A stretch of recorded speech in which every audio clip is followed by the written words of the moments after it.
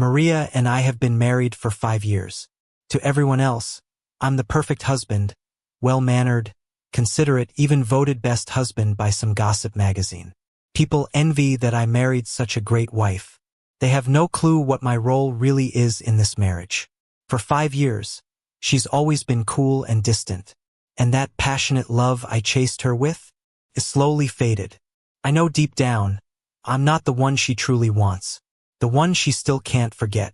So, I asked for a divorce and moved out. But then, a week later, she showed up at my new place. Divorce? She said, her eyes red. Sam, say that again? This afternoon, Mark, my secretary, texted me.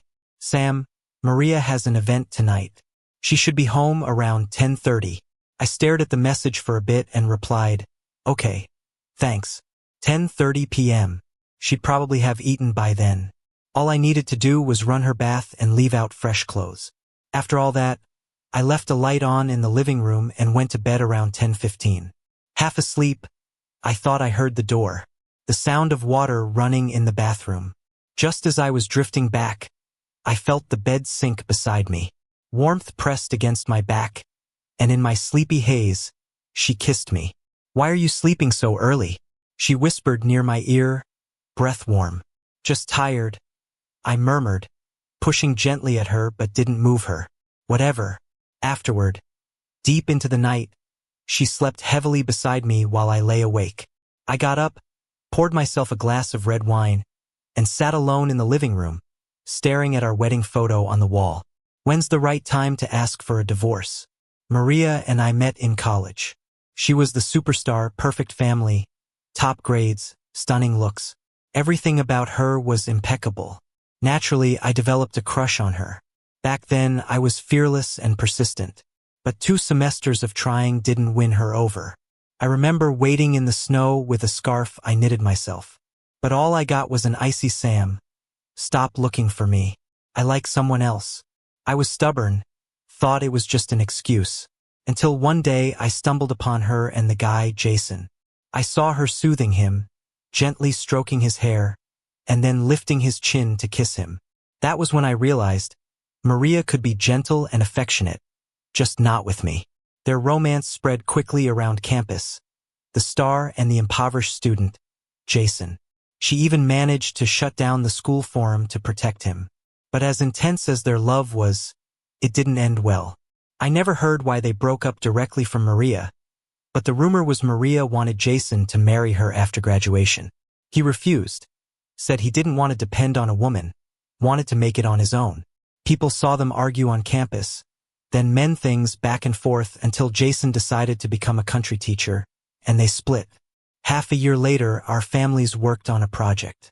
We met again, rekindled through work, I suppose. Looking back, I probably took advantage of the situation. I treated her well, just like before, reminding her to drink less at gatherings, cooking porridge to bring to her office. One snowy night, 3 months later, she found me shivering by her company's entrance and asked suddenly, Sam, do you really like me that much? I nodded, a bit dumbfounded. Want to marry me? She laughed. At first, I was really into the whole marriage thing. Honestly, for most of the 5 years, I was enthusiastic. Because I liked her. I naively thought her proposal meant she liked me too. So, even when she rarely replied to my texts, or when I learned her schedule from her secretary, even when all we had was routine married life without any deeper connection, it never changed my love for her. I knew she was busy. I didn't bother her. Even when I was sick, I handled it alone. Until one day I stumbled upon a box. Inside, documents showed she'd been anonymously donating to a rural school for years. The principal wrote a thank you note for each donation, asking for it to be delivered. They were neatly stacked, no creases. Turns out that school principal was Jason. The next morning, I was making breakfast when Maria appeared behind me, startling me. Staying home for breakfast? I asked, surprised. She nodded. I glanced at the ingredients, conflicted. I used to always prepare 2 breakfasts, whether she'd be home or not. Because our time eating together was so rare, I cherished it. But lately, I stopped making 2 servings. Felt wasteful. Here, you can have this. I offered her the omelet. She paused, staring at it. Eat while it's hot. I need to get ready, taking Grandpa to a meeting this morning. I put down the milk, ready to leave. Sam. She suddenly grabbed me, hesitating. I looked at her, confused. What's up? I asked. She surprised me, pulling me into a hug. Almost lost my balance. You been tired lately? She asked, eyes searching mine. Tired? Yeah, kinda. Thinking about divorce all the time makes me feel mentally drained. I don't have much going on tonight. Mark mentioned there's a new Michelin-starred restaurant near the office, serving your favorite Cantonese food. Wanna check it out together? I was a bit taken aback and asked her again. You got time tonight? She nodded. How much time? She chuckled. A lot. A lot? I got excited. Really? She laughed, of course. Awesome. I'll come by the office to meet you tonight. I felt a bit relieved. It's great that she's got time. It means we can finally talk about the divorce tonight. However, I didn't get to see Maria that evening. She stood me up. Just as I was about to leave at 5, I got a message from Mark's secretary. Maria had something come up and couldn't make it to dinner. This kind of thing has happened countless times over the past 5 years. I've gotten used to it. I changed out of my clothes and settled for dinner alone. After dinner, I sat by the window, watching the sky grow darker, and started mindlessly scrolling through short videos. That's when I saw Maria in one of the local trending videos. She wasn't alone. There was Jason. They were sitting across from each other in the ground floor cafe of Maria's company. The person filming was likely an employee from Maria's company. She excitedly narrated, "Check out our company's perks." Running into the big boss and that famous educator, Principal Jason, having coffee together. He looks even better than on TV. I wish I could ask for his autograph. The video was uploaded 5 minutes ago. The comments were filled with praise. Beautiful boss and handsome teacher. What a sight for sore eyes. So jealous of the video creator. Hey pretty, is your company hiring? I want to be there too. I watched for a while, then put my phone away. So, Maria missed our dinner because of Jason. For some reason, even though I'm her lawful husband, I felt it was perfectly normal for her to ditch me for Jason. What do 5 years of marriage matter, right? In her heart, I might not even compare to Jason. Maria finally came back around 9:30. What did you eat tonight? She asked, unusually interested about my dinner as she sat beside me. I didn't answer, just paused and softly asked, was it because of Jason that you had something going on tonight? She paused, looking a bit surprised and vaguely annoyed. Who told you? I shook my head. No one. I saw it in a video. After a while, she sighed. I didn't tell you because I didn't want you to overthink. Don't worry. There's nothing going on between us. I previously made an anonymous donation to his school, and someone leaked the news. He brought the media over to thank me. He was pressed for time, so we did a few interviews. We met in the company cafe with lots of employees around. Sam. She touched my hair. We've been married for 5 years. We have some trust, right? Yeah. I should still have some time tomorrow. We can go have that Cantonese food. Maria. I suddenly interrupted her. I don't actually like Cantonese food. I only said I did so I could have more meals with you. She was stunned. In these 5 years of marriage, do you even know what I like to eat? She didn't answer. Of course, she didn't know. She never wanted to know. The emotions I had bottled up for hours were about to explode, but I restrained myself and asked a cutting question. So, you remember Jason likes black coffee and croissants but don't know what your own husband likes to eat? Sam, she frowned. If you're unhappy with something, we can talk about it, but leave Jason out of this. Of course, when I mentioned Jason, she couldn't handle it. I actually had something to talk about tonight. I took a deep breath and looked at her. Maria, let's divorce. The room went silent for about a minute. Sam. Maria leaned back. Do you even know what you're saying? I know. Divorce isn't something you can just casually mention. I know. The silence resumed. After a while, Maria pinched her brow, sounding a bit helpless. Maybe I was harsh earlier, but I just met Jason. You want a divorce over that? I bit my lip, feeling like she missed the point. If I wanted to cheat, I wouldn't do it like this. You've known me for 5 years, you should understand how I operate. Yes, I did know her. If she wanted something done, she'd do it flawlessly. If she wanted to achieve something, she'd lay the groundwork to ensure success. But did she know me? Did she ever truly love me?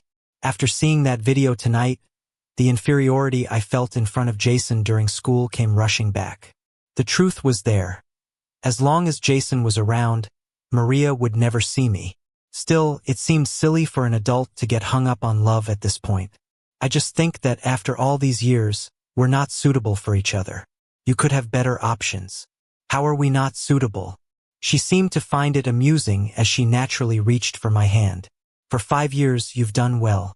But I don't want to keep doing it. I pulled away and moved aside. Maria's hand hung in midair.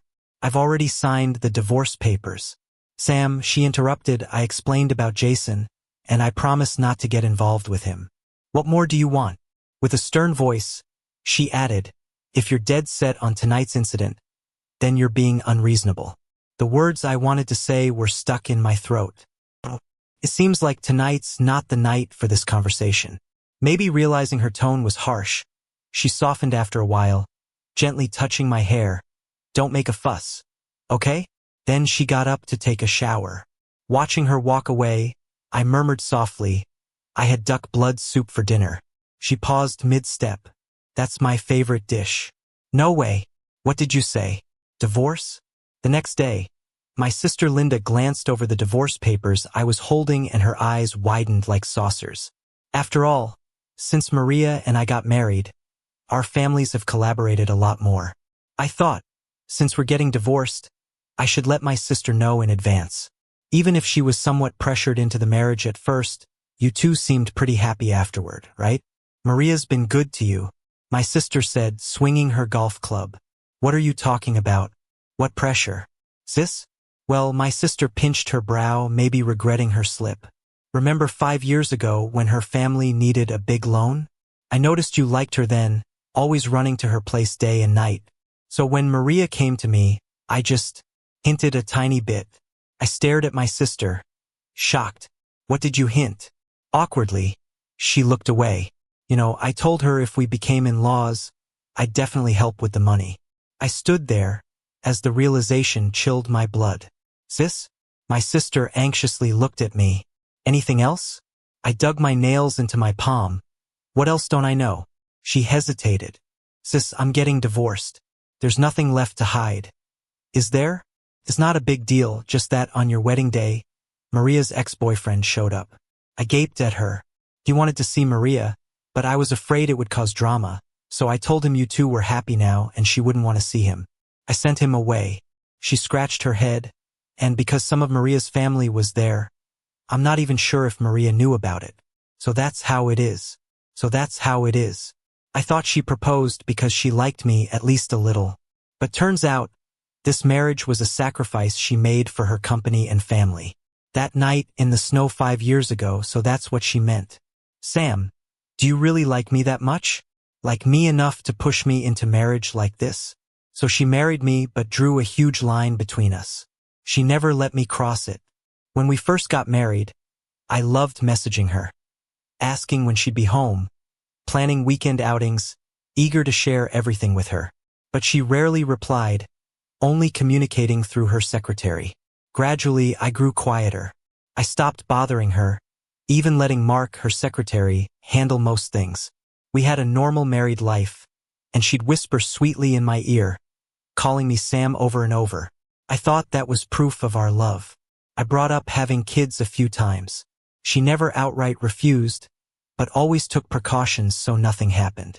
Looking back now, she probably never wanted kids with me. Last night, she assured me there'd be nothing more with Jason. What do I want, then? Yeah, the two of them had a chance to start over on our wedding day. But they missed it, perhaps forever, because of me. What does this sinner want now? I never wanted it this way when I first liked her. I envied Jason when they were together but never wished to interfere or break them up. I liked her because I wanted her to be happy. But she punished me like this for 5 whole years. I wandered the streets aimlessly until I unknowingly ended up outside Maria's office building. With the divorce papers still in my bag, I hesitated but eventually texted Mark, her secretary, to say I was there to see Maria. I want a divorce. I don't want to drag this out any longer. As I reached the lobby, I saw Jason. He was chatting with the receptionist, smiling. When he heard footsteps, he turned and saw me. He looked leaner than in videos, more tan since school days, wearing ordinary clothes yet exuding confidence, maturity, and calmness. Long time no see. He nodded at me. We went to the cafe on the first floor together. I didn't expect to find croissants and coffee that tasted just like the ones at our old school cafe. What a nostalgia trip. His eyes crinkled with a smile. School days. He started talking about his past few years. He's really achieved a lot. After going back to be a village teacher, he helped many out-of-school kids. The school's now stable and he's become quite well known. You're incredible, honestly. I praised him. He smiled, saying people only see the glamorous side. Back then, I almost couldn't keep going. Taking a sip of coffee, he said, actually, on your wedding day, I tried to find Maria. My hand holding the cup went cold. I was reckless and broke up with her, thinking I'd be fine. But once I became a rural teacher, I realized reality was much harder than the ideal. Many things were tougher than I imagined. I almost gave up many times, wanting to drop everything to come back to her, until I heard you two were getting married. I'm sorry, I said. He paused, surprised. I didn't know you came that day. He lowered his head, silent. I'm planning to divorce Maria, I told him. Jason's eyes widened suddenly. You're kidding, right? He laughed. I've seen you in the media over the years. People always have good things to say. It's true. May I ask why? He finally asked softly. Why are you getting a divorce? I shook my head. Why else would it be? Because I'm tired. I wish there was someone who'd let me be loved and reckless just once, without any care. Just then, I heard a familiar voice at the cafe door. Sam. Jason and I both turned around. It was Maria. She briskly walked up to us, hesitated slightly at the sight of Jason, then looked at me with a frown. Why are you suddenly at the company? Seeing her expression, I immediately understood. She probably thought I was here just to give Jason a hard time today. Maria. Jason stood up. I'm sorry to interrupt again. I have a few educational charity projects to discuss, like I mentioned last time, and since I had some free time today, I wanted to chat with you about them. All right, I'll have my secretary take you upstairs. With that, Maria called Mark, the secretary standing by the door, and had him escort Jason away. I expected her to go with him, but she continued standing there, looking at me. I was confused. Did she really want to get rid of Jason just to confront me in public? This favoritism is too obvious. Lack of tact in this situation. I had no choice but to explain, Maria. It's not what you think. Are you feeling all right? I was puzzled for a moment, and before I could respond, she stepped closer and held my hand. Your face is so pale, and your hands are freezing. Some employees passed by, sneaking glances and whispering among themselves. Suddenly, I realized why she was acting so strangely. Maria and I rarely appeared together in private settings like this. She probably worried I'd cause a scene with Jason, so she sent him away and then acted lovingly in front of everyone to stop any damaging rumors about him.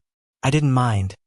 Since we're divorcing, I might as well play the role to protect her and Jason. Plus, if she's in a good mood, maybe the divorce will go smoother. Thinking this, I lifted my head and gave a classic polite smile. I'm fine, don't worry. You and the principal probably have more to discuss, so you get back to it and I'll head out. I pulled my hand back and was about to leave, but she stopped me, frowning. Where are you going? I didn't answer. She pulled me closer and suddenly placed her hand on my forehead. You're running a slight fever. I'm taking you to the hospital. I felt helpless being dragged to the car by Maria.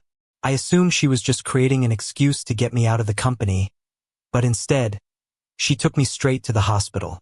There's nothing much, just his blood sugar's a bit low. How long has this been going on? The doctor asked Maria. Maria was stunned for a moment. A few years now. I answered for myself. Family should pay more attention, always keep some sugar handy, the doctor said while writing up a report. This can be serious, besides causing palpitations and fatigue. It can sometimes lead to fainting. Maria nodded. Got it. It's nothing, doctor. I think it's being blown out of proportion. I've always kept sugar and snacks with me. After the doctor's visit, I expected to leave quickly, but Maria was busy asking the doctor about precautions. Suddenly, she was very interested in the topic of low blood sugar. As we exited the hospital, walking to the parking lot, Maria clung tightly to my hand. The hospital visit left me genuinely feeling a bit shabby. Once in the car, I dug out a piece of grapefruit Maria from my bag, peeled it, and popped it into my mouth. The car was awfully quiet. I simply closed my eyes. I'm not sure how long we drove, but eventually, the car stopped. "Are we there?" I asked, half awake. "It's a red light." After a short silence, she spoke softly. "Why didn't you ever tell me about this?" I looked at her, confused about what she meant. "You've been unwell before, haven't you? Why not tell me?" she said as she pulled over to the side of the road. "But I did," I said quietly. "What?" She seemed startled. "When we just got married, you came home late every night for a week. That Friday, I had low blood sugar and texted you from bed, asking if you could come home early and get me some Maria." I chuckled. "You didn't respond. I figured you've probably forgotten by now. There were so many messages back then. It's normal to forget. Remember the other time? We were doing a magazine interview, and the reporter accidentally knocked over my bag, spilling Maria and snacks everywhere. You were pretty unhappy about that. After the interview, you told me not to keep so much useless stuff in my bag. Why hadn't I told you? Because you'd never given me the chance. And I was worried my small flaws would be reasons for you to dislike me. You don't like Maria and snacks, so I keep them hidden in my bag's inner pocket, away from your sight. And you don't like weakness, so I try my best to appear mature and independent." She suddenly held my hand tighter.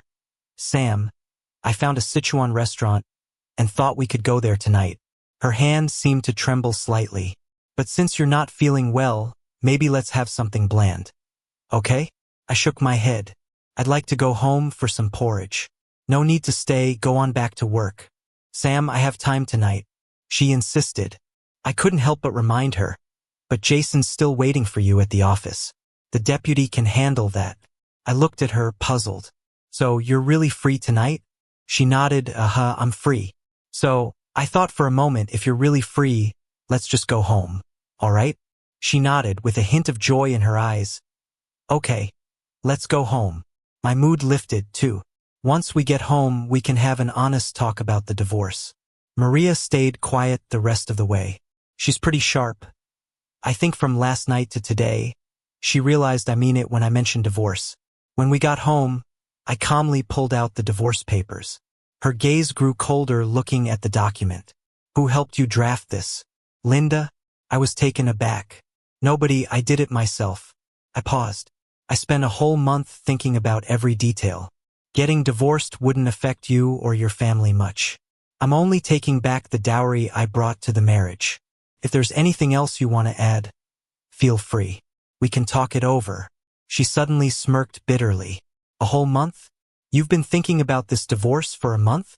I know you're busy, so I wanted to prepare everything before talking to you." I paused again and said, "This way we can do it faster and not waste your time." "I disagree." She pushed the agreement towards me. I was taken aback. "What part don't you agree with?" I asked, flipping through the agreement. "Is it the stock part? I've already made a huge concession here. Any less would cause issues with my sister." She suddenly placed her hand on the agreement, holding it down. "I disagree with the divorce." Her eyes were serious as she looked at me. "Why?" I asked, then it dawned on me. "Oh, are you worried that your next husband might not do as good a job and people might talk? You don't need to worry about that.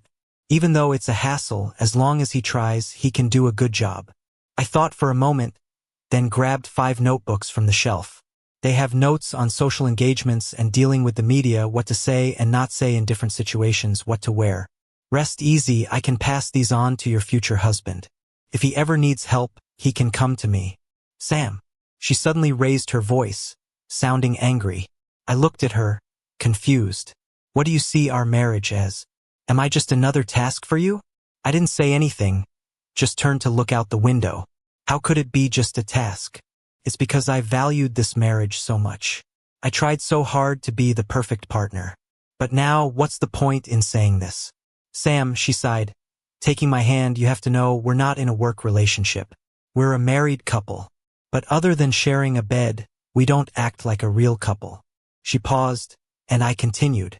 The number of times we eat together in a month can be counted on one hand. I text Mark more than I ever texted you. I don't know how other couples live, but I know this isn't what I want. I gently withdrew my hand. Maria, I've thought a lot about this. You didn't do anything wrong in this marriage. I chased after you back then, wanted to marry you. In these 5 years, you've never cheated or treated me badly. Your mom has been great too. It's been me, having these unrealistic fantasies about our marriage. We could continue like this, but I think in life we should be with someone we love and who loves us. You'd be happier with someone you love. She stared at me, confused.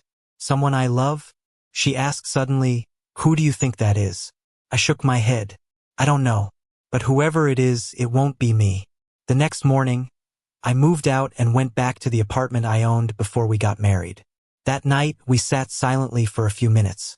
Maria got up to take a call and never came back home. She took the divorce papers with her. I assume she agreed to the divorce. It doesn't affect her much anyway. The wedding ring on my left hand, the only gift from Maria in 5 years, I took it off and left it by the bed. Just as I finished packing, I got a call from my brother. Sam, why did Maria call me? Asking what Maria you like? He asked, clearly puzzled. Are you getting divorced or not? I hesitated. Yeah, we are. Hey, I was wondering, isn't there that small media company in our family? Not doing too well. My brother sighed. It's been years we've been losing money. I'm thinking of cutting our losses. Gazing out at the expansive blue sky from the 26th floor, I asked, can I take it over? By evening, I surprisingly got a message from Maria. I'll pick you up for the gala tonight. I stared at my phone. This was something Mark usually handled. No need, I'll go alone. During the divorce process, I'm not staying at home. I've moved out. There was no reply. It made sense. But an hour later, as I was headed down to my car, there was Maria. She looked worn out, eyes red and tired. I'd never seen her like this. What are you doing here? Her eyes lit up briefly, and she walked over quickly, grabbing my hand, but then stopped. Where's your ring? She asked. I took it off. Why? We're getting divorced, so it's not necessary. Sam. She almost shouted, voice filled with anger. I haven't agreed to the divorce yet. I was baffled. You didn't agree? You didn't mention that last night. You took the divorce papers away. She pulled me closer, visually exasperated. Not saying anything doesn't mean I agree. Who taught you that logic? Sam. She leaned her head against mine and sighed softly. I don't want a divorce. Maria said she didn't want a divorce. I had thought of countless hurdles in the divorce process, my brother, Maria's parents, splitting assets. But I never expected the first hurdle to be her not wanting it. I was almost frantic. Why wouldn't you want it? Isn't this best for both of us? She frowned, about to speak, but a car horn interrupted her. Her car was blocking the driveway. With no choice under the rush, I got in the car with her, off to the gala. As soon as I sat in the passenger seat, I realized something was off. The back seat, which was usually neat, was filled with pink shopping bags. She always hated those flashy things. Even at home, the decor was all cool and minimal. So seeing those bags here felt weird, even to me. I bought your favorite candies, she said softly, driving. In the glove box too. If you ever feel upset or just want some, you don't have to hide it from me anymore. Then she added, I've scattered them around the house too.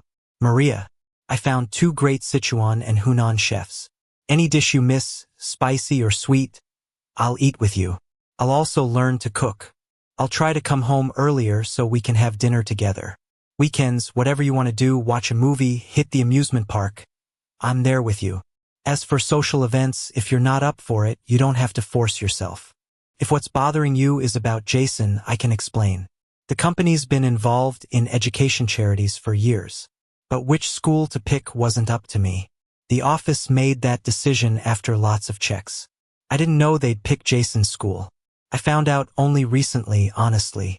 I know you probably saw those letters. They've been with the office. It's not like I saw them before you. It's because the old man somehow found out about the thank you notes weeks ago. I had the office gather them so I could take them to the family place over the weekend. She sighed.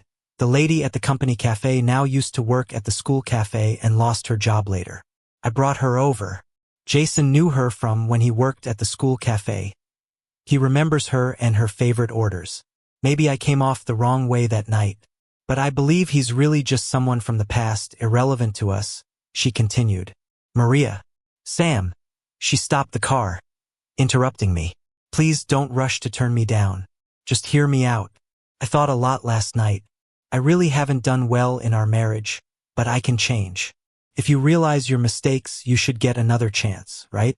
Until the party started, I was sort of dazed. After all the polite chats with the guests, I felt like getting some air and went out to the balcony. And of course, I bumped into someone I knew. Wendy, my childhood friend. I walked over to her. Wow, isn't this the praised husband everyone talks about? She said, raising an eyebrow and laughing. Long time no see. Always shoots her mouth off. You doing all right? I was aware she was an illegitimate child and got into trouble last year. Not great standing in her family. Pretty good. She pulled out a cigarette, offering me one. Want one? I hesitated. Nah. Quit? Don't want to get caught and have to PR it away. TSK. Boring. She pointed to the thick woods beyond the balcony. If someone's hiding there snapping pics, I'd eat the whole forest for you. You trust me? I chuckled. My mind was a bit stressed too. Okay, pass me one. That's more like it. Seeing you dragging like that, I thought you were depressed. I smiled. You still unemployed? She made a sound of indifference. Wendy, why not consider joining my little company? I knew she was talented in design. Huh? What's up with you getting a job now? She raised her eyebrows. Too lazy to banter. I sent her my company info from my phone. We're just starting over, so the pay is low, but I would love for you to come. Got it. She picked her ear, eyes suddenly fixed behind me at the door. I turned. It was Maria. My first instinct was to stub out the cigarette. Maria didn't smoke and wasn't fond of the smell. She walked over, frowned at Wendy, and then at me. Why are you smoking? It's bad for you, she softly spoke. Wendy eyed me and then Maria. You didn't know he smokes? Wendy interjected. He started 5 years ago. Maria froze. Girl. Wendy moved up, patting Maria on the shoulder with a grin. You've been married 5 years, right? Shouldn't you know your husband better than me? Wendy left us, with Maria looking gloomy and me feeling awkward. My head ached. Don't get me wrong. I wasn't hiding it. Just at the start of the marriage, trying to handle those guys in media, the pressure was high. I'd smoke a bit when home alone. After explaining, her face darkened. Thinking quickly, I added, we checked earlier, no one's taking photos here, no PR worries. You think I'm worried about someone catching you smoking? She snapped. Stunned, I asked, aren't you? She sighed. Sam, am I such a letdown to you? I paused, unsure how to answer. Was I disappointed? Well, sure. Dreamt big, got let down big. But get let down enough, you get used to it. Decided on divorce already, what's the point of pointless accusations? I shook my head, no, and honestly, I don't feel pressured in social situations anymore. Barely smoke. So, you can tell Wendy your problems, but not me? I paused. If I must. I can handle anything, I said. She nodded. My only worry now, I continued seriously, is how smoothly our divorce process can go. The faster, the better. Maria's face turned darker. Well, she asked me to speak. After a bit, she took my hand. Not that, she insisted. Sam, no divorce. Since then, Maria seemed to change a lot. At my new job, I often got gifts from her. Maria, flowers, various prepared dishes, and of course, her popping in every now and then. The young folks at the office didn't know I was getting a divorce, always praising how caring my wife was. But Wendy, ever since she joined the company, would always give a knowing smile whenever Maria brought things over. She'd shake her head and chuckle. A month later, we had to prep some bid materials. Wendy and I worked overtime for a few days on a particular detail. When we finally wrapped up, I felt relieved and noticed Wendy looking the same. She usually had a laid-back attitude, and I'd never seen her so serious before. Cracked me up. Wendy looked at me puzzled. "What's funny?" she asked. I grinned and said, "I feel like I stumbled onto a hidden gem." Wendy gave a soft laugh. No. It's me doing you a favor." Okay, I replied, realizing there was no arguing with her sass. I stood up. "It's late. Want to grab a late-night snack?" "Sounds great," she said. "Isn't someone picking you up tonight?" She glanced at the door, shrugging. "See, told ya." I turned to see Maria standing there. Wendy lazily packed her bag, waved, and said, "I'm off. You owe me a snack." I nodded, knowing full well. Once Wendy left, it was just Maria and me in the office. She quietly walked over, holding a thermos. "Have you eaten?" she asked softly. "Yeah, I have," I responded. Silence hung in the air. "Maria, I think—" Before I could finish, she suddenly pulled me into a tight hug. "Maria?" I stiffened. "What's going on?" She didn't say anything, just took a deep breath. The clock ticked loudly on the wall. "I'm jealous," she eventually whispered. "Sam, I'm jealous." I couldn't have predicted a day where Maria would admit that she was jealous. "You once asked why I won't agree to the divorce," she continued. "It's because I can't imagine you with someone else." Standing in the doorway, seeing you smile so beautifully with her, it drove me crazy with jealousy. I know there's nothing between you and Wendy, but it made me feel insane. I let her hug me in silence. "Maria, you've asked why I want a divorce, remember?" Her body froze. "For 5 years, I've been Maria's boyfriend, completely devoted. But somewhere along the way, I lost myself. I don't want to be just your boyfriend anymore. I want to be Sam again. I want to live for myself." I gently pulled away. "After 5 years, let's part on good terms, shall we?" She shook her head, tears welling up. I paused, sidestepping to leave, but she held my hand. "Sam," I stopped. "Just once. Give me one more chance, please?" "Okay," I said softly. "If by the end of the year you step down as CEO, we won't separate." She hesitated. "What?" "That's my only condition." She paused. "Sam, that condition is too harsh for me." I shook my head, trying to pull my hand free, but she wouldn't let go. "Just this one condition, no exceptions." After a moment, she released my hand. "Understood," she said, resigned. "Stepping down?" Jason laughed when I told him, "If Maria steps down, I'll give you my head to use for soccer." "I know," I sighed. "Her family situation is complicated. She was never into business herself. Her father is an astrophysicist. So, when her cousins messed up, the family had her step in to manage the company. Her cousins never liked it, always stirring up trouble. It's been tough for Maria to hold her position. I knew better than anyone. She'd never step down. That's how it seemed.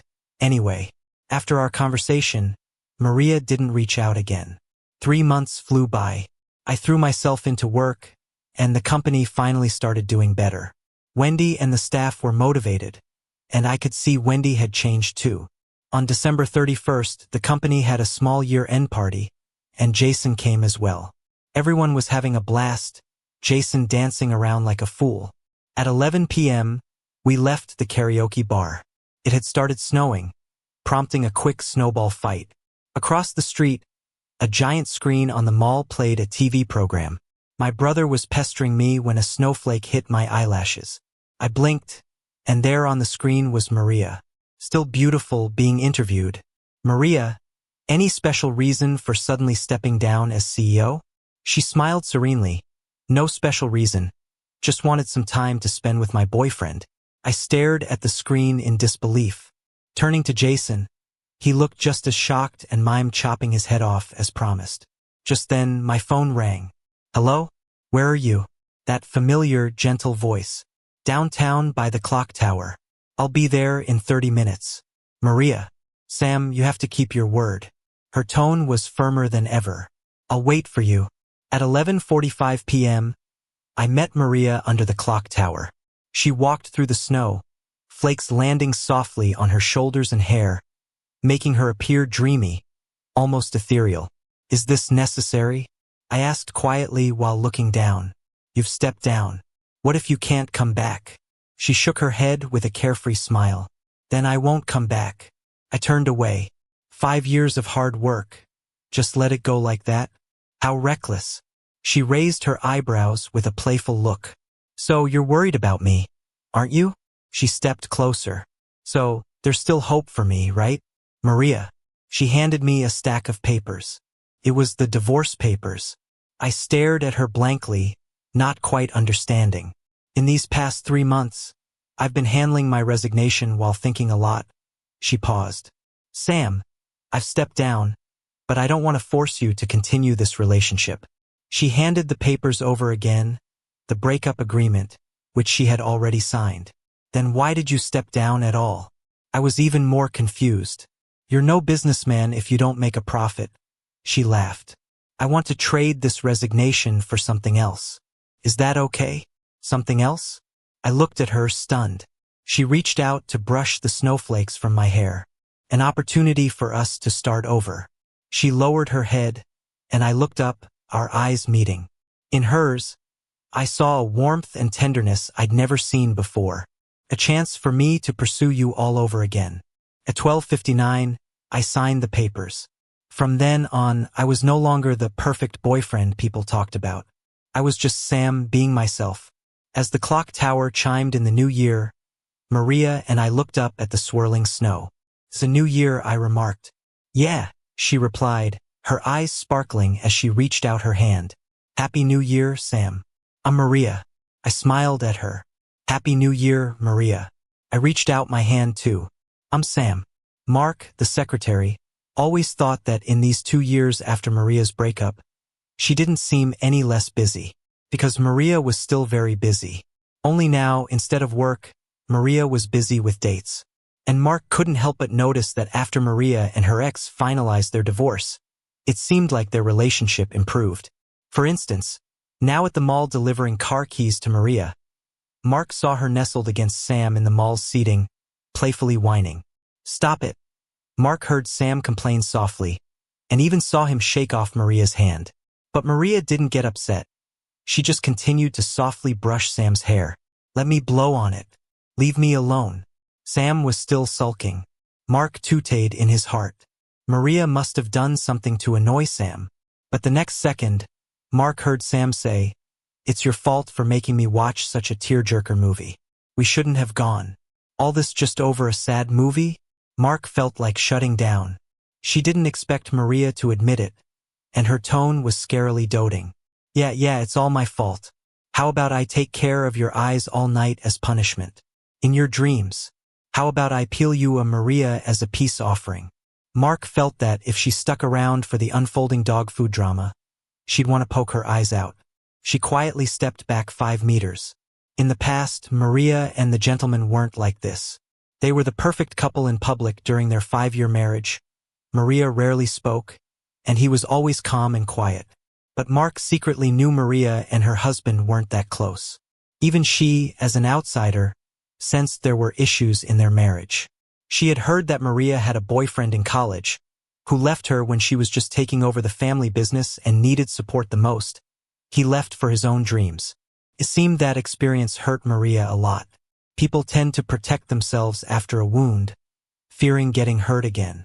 Mark often wondered if that was why Maria couldn't open her heart to such a good man. Yet, deep down, Mark felt Maria did care about him. At times during work, Maria would suddenly look up and ask, "What's his schedule like today?" After hearing the update, Maria would nod and go back to work. Once, Mark suggested boldly, "Maria, why not text him?" But Maria looked at her phone for a while before deciding against it. It seemed their long-term habits had ingrained deeply into their routines. Even Mark, as an outsider, saw Maria's growing attachment to him. Yet, to Maria, it appeared they maintained the same dynamic. Mark felt like something was bound to happen if it continued. And it did. One night, Maria returned to the office looking lost. "Mark," her voice was soft, "if a husband suddenly wants a divorce, do you think he's serious?" Mark was shocked. "Not always. My husband always talks about divorce.